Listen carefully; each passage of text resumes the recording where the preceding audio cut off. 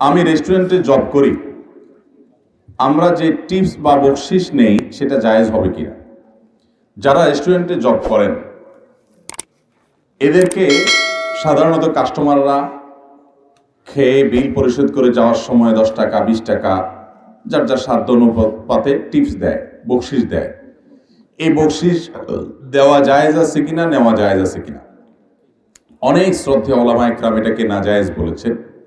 কারণ প্রথমত এটার মাধ্যমে অবৈধ সুবিধা নেওয়ার দুয়ার উন্মোচন হয়, দ্বিতীয়ত তার বেতন আছে, পারিশ্রমিক আছে, অতএব সে আবার টিপস উপরে নিবে কেন?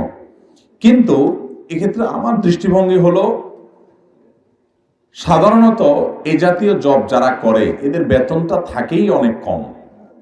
কারণ মালিক নিজেও জানেন যে কাস্টমারদের থেকে টিপস পেয়ে তার পোষায় যাবে, সেজন্য বেতন অনেক কম দেওয়া হয়। তার মানে মালিক এটাতে সম্মত যে কাস্টমাররা তাকে কিছু টিপস দেখ।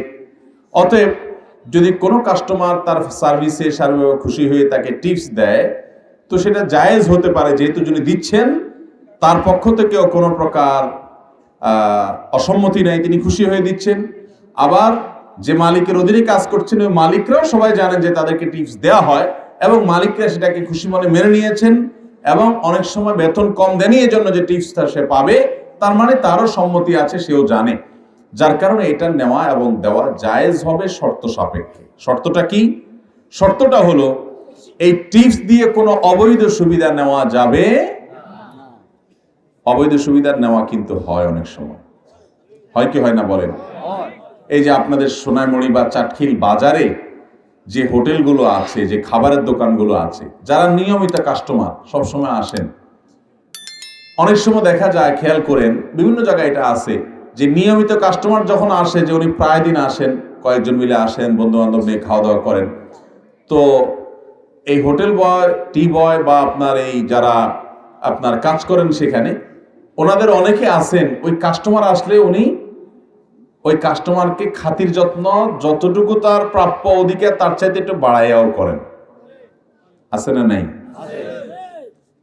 উনি অর্ডার দিছেন কথার কথা গোশত, তো এক বাটি বা এক প্লেট গোশত দেওয়ার পর ঝোল দেওয়ার কথা, ঝোলের সাথে আবার 2 বারের জায়গায় 3 বারও দিচ্ছেন, আর বিল বলার সময় কম করে বলতেছেন। এরকম অবৈধ যোগসাজশ অনেক সময় থাকে কি থাকে না? কারণ হলো উনি জানেন যে ভদ্রলোক আমাকে যাওয়ার সময় টিপস দিবে, তো আমি 20 টাকা যদি টিপস পাই মন্দ কি? 20 টাকার টিপসের বিনিময়ে মালিকের 30 টাকার খাবার খাওয়াই দিছে ফাও। এরকম হতে পারে কি পারে না? অনেক সময় হয়, আমাকে অনেকে বলেছে যে হয়।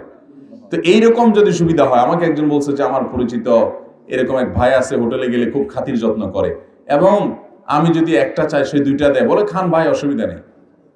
তাই আমি বললাম যে এটা যে দেয় সেও গুনাহগার, আপনি যে খাইতেছেন আপনিও গুনাহগার। আমরা কিছু কিছু গুনাহ করি যে আমাদের সে সেন্সও থাকে না যে গুনাহ, এটা যে অপরাধ সেটা আমাদের হুঁশও অনেক সময় থাকে না। আমাকে অনেক সময় অনেক জায়গায় অনেক লোক বলে, হুজুর এটা আপনার দেওয়া লাগবে না। যেমন এই যে চাঁদপুর দিয়ে আসার সময় একবার একটা ব্রিজের টোল নেওয়ার সময় একটা ছেলে টোল নিচ্ছিল, বয়সে ছোট, কিশোর বয়সে, আমাকে দেখে বলছে, হুজুর আপনার গায়ে টোল লাগবে না। আমি বললাম, ভাই এইটা তুমি তোমার পকেট থেকে দিয়া যদি বলো হুজুর আপনার টোলটা আমি দিয়ে দিলাম, তাহলে ঠিক আছে, তাহলে আমি বুঝলাম তুমি আমাকে মহব্বত করে দিলা। মালিকের টোল তুমি মাফ করার কি? তুমি তো চাকরি করছো, তাহলে যেই বেচারা এটার কন্ট্রাক্ট গভর্নমেন্ট থেকে নিছে, এটা তো তার অধিকার, তুমি ছেড়ে দিবা কেন? হ্যাঁ, কোনো কোনো ক্ষেত্রে এরকম হতে পারে যে এই জাতীয় ইস্যু অনেক ব্যাপার স্যাপার আছে, মালিক 2-4টা জানে যে ঠিক আছে, অন্য যে সড়ক ছেড়ে দিক, সেটা ভিন্ন কথা। কিন্তু হোটেলে টিপস দেওয়ার নাম করে আপনি তার কাছ থেকে অবৈধ সুবিধা নেবেন, এরকম যদি কোনো কিছু থাকে তাহলে সেই টিপস দেওয়াও জায়েজ নাই, সেই টিপস নেওয়াও জায়েজ নাই। অবৈধ সুবিধা নেবেন, সে ধান্দায় টিপস দিতে পারবেন না, এটা ঘুষ হবে।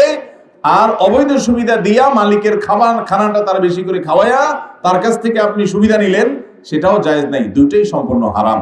আর যদি আপনার যা যা প্রাপ্য শুধু তাই নিলেন, কম বেশি করলেন না, সেও 2 নম্বরই করলো না, আপনি 2 নম্বরটা গ্রহণও করলেন না, এরকম যদি হয় তাহলে আপনি তাকে খুশি টিপস দিলেন, সেটা জায়েজ হতে পারে ইনশাআল্লাহ।